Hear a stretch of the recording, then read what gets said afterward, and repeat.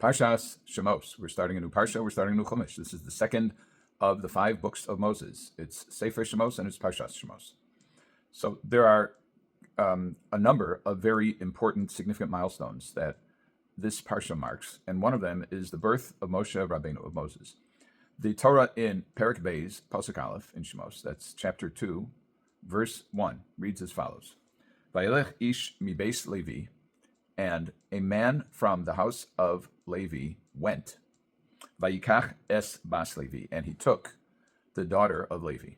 Lekicha is a biblical term of marriage. Kikach ish isha, when a man takes a woman, it means in marriage. It can mean other things, but in the context of the relationship between a man and woman, it frequently means marriage. Okay, it's a very cryptic sentence.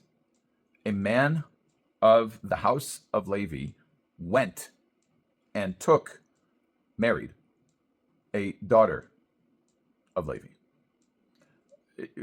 There are a lot of issues to talk about here. First of all, why are they anonymous? We learn later. Well, let's look at the context. It says, Vatahari Shabbat Ben. The woman got pregnant and she had a child. And she hid him for 3 months and she put him in a basket in the Nile. We know that's Moshe. So we know that this woman is Moshe Rabbeinu's mother. We know that's Yocheved. So we know that also that his father is Amram. Moshe is frequently referred to as Ben Amram. So why not just say Amram went and married Yocheved? But wait a second. Moshe was not the oldest. He was not the firstborn. He was the third born. So he has 2 older siblings, Miriam and Aaron. So why is it that they marry and they have Moshe? They have other children as well. Well, part of this, and what's the Vayelech? And he went. We can look at it just from an editorial perspective. That is, if you were to edit this, Vayelech ish mi beis Levi, and a man from the house of Levi went and he married a daughter of Levi. Why don't you just say if this is where you're going, if you're sticking with all the other characteristics of this verse, the anonymity, then just say a man from the house of Levi married the daughter of Levi. What's this Vayelech business? So we see, let's look at the context, and the context here is, let's just look at the verse that precedes this, which is Chaf Beis, that's 22, Perek Aleph, Chaf Beis. It's the immediately preceding verse, that's chapter 1, verse 22. Vayitzav Paro l'chol amo lemor, and Paro commanded his entire nation, saying, Kol habein hayilod haya'ora tashlichuhu. Every son, male, who's born, throw him and cast him into the Nile, into the river. V'chol habas t'chayun, and every female, that's born, every girl, keep her alive. And then it says, Vayelech ish mi beis Levi vayikach es bas Levi, and a man from the house of Levi went and took a daughter of Levi. So this gives us a little context and a little bit of room to explain. Some say this means that when somebody the Ramban says, when somebody does something with resolve, the Torah precedes that with Vayelech. He's going to do something. It shows a certain determination to accomplish something. Others use this approach, and they contrast the action of Moshe with the command of Paro, which is stated in the previous verse, which is, you, Paro, said, every male born child, cast him into the sea. And this Vayelech is even an act of defiance. How did this happen? Well, how do we reconcile this with the fact that Moshe had 2 older siblings who were clearly born before he was? So what's going on here? Rashi elucidates, based on Gemara in Sotah, Daf Yud Beis, says that Amram was a very prominent person. He was Gadol Hador. He was the greatest of that generation. And that's reflected, the commentaries say, in describing him as Ish, Vayelech Ish mi beis Levi. And Ish, although technically it simply means a man, Kikach Ish Isha, when a man marries a woman. But there are some instances in which the word Ish reflects a certain level of chashivus. Even in the words of Chazal in Pirkei Avos, b'makam she'ein anoshim hishtadel lios ish, when there are no men, try to be a man. Meaning when there isn't somebody who is accomplishing a task that must be taken care of. So step up to the plate.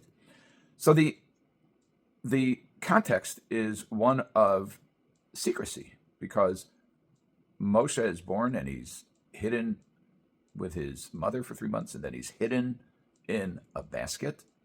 And this Ish mi beis Levi and Bas Levi unnamed kind of continues this emphasis or this allusion to secrecy. What does Rashi say about this, as we mentioned, based on the Gemara in Sotah? So Rashi says, Porush hoya mimena mibnei gzeras paro. Amram had separated himself because of Paro's decree. Paro said, Kol haben hayilod hayor tashlikuhu. So he said, and the Gemara amplifies this, and it's reflected in the Midrashim also, that he felt that it was not, it wasn't productive, literally, to have children, because Paro was taking a child and throwing it into the male child and throwing him into the sea. So what was his thinking? Well, his thinking was, we're not going to have children simply to have them killed. So he divorced his wife, whether it was with a get or whether it was simply a parisha, a separation, but they did not cohabit and they did not have children. Somebody steps up to the plate and changes that situation. Who is it? Miriam, their young daughter. And Miriam says to her father, Abba, gzerascha kasha mishal Paro. Your decree is more harsh than Paro's. Sheparo lo gazar ela al hazacharim. Paro's decree only applied to males. And your gezerah applies to both males and females. What she's saying is, if you desist from cohabitation and reproduction, you are going to not only not have boys, which is the functional equivalent at the end of things as having a child and having it killed, Rahman al-Islam, but you're also not going to have girls. So she said, I think you should go back to mom. So according to this, where was he going? Halach be'atzas bito.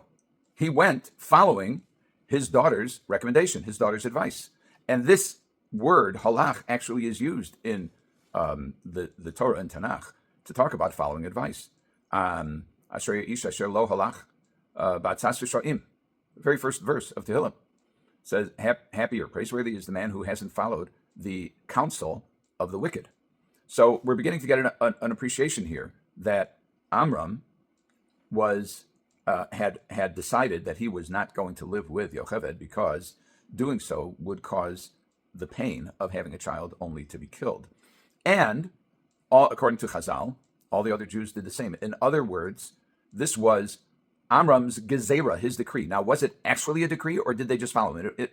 The Meforshim, or rather the Medrash, implies that other people just simply emulated Amram. But whether he made a formal declaration, no one should cohabit with their wives, everybody must separate, or whether he just led by example, the impact was identical, which was that the Jews stopped reproducing. And Miriam said, this is bad. This we have to correct. Now, it turns out that Yocheved is not a young girl. She's an older woman. She's more than 100 years old. What is going on? At least according to some. There are some who argue and say that she was actually much younger, in which case you don't have this other level of complexity in the pasuk. But implicit in this Bas Levi, according to Rashi and other Meforshim and Chazal, is that she became youthful. She became youthful just like Sarah did, and was able to have children again. Now, wait a second. Let's assume that it was a miraculous rejuvenation. But if she was not capable of having children before, so why did Amram feel that he had to be poresh? Why did he feel that he had to separate? And it could be that he felt he had to separate not because of his own propensity or lack thereof of reproducing, but rather he had to set an example for the rest of the Bnei Yisrael, the rest of the children of Israel, so that they would also not cohabit. In which case, what he was doing was he took a bullet for the team in separating from his wife, even though al pi derech hateva, even though under natural circumstances, had she not rejuvenated, they wouldn't have had children. She was probably postmenopausal and not having kids. So, but when everybody else was also separating, and then he said, okay, we have to get back together so that everybody else will get back together. Or if you say that he made a formal gezerah, that he made a formal decree, then he was mevatel the gezerah. He nullified the decree. But either way, what Amram is doing is, as a leader, he's setting the example, and he's saying, this we can't do, but he does something else, which is remarkable, which is he listens to his daughter's logic. She's a little girl, 5, 6, 7, 8, whatever. And she says, Dad, I don't think this is the right thing. And he listens to her. And this is an attribute of Levi. And this may be why it's so important that it's a man of the house of Levi who marries a Bas Levi. They have a certain allegiance to God and an allegiance to the truth, which comes into play on many occasions down the road, including with the golden calf, that they are the ones who stay loyal to the Almighty and don't get swayed by the temptations of the time of the Avodah Zarah. There are those who derive from this, or who apply to this, the principle that a person should marry a spouse who comes from a similar family that is a proper fit. In other words, it's really important to share values. It's really important for both the husband and the wife to place importance on the same things, because otherwise there's going to be quite a bit of dissension.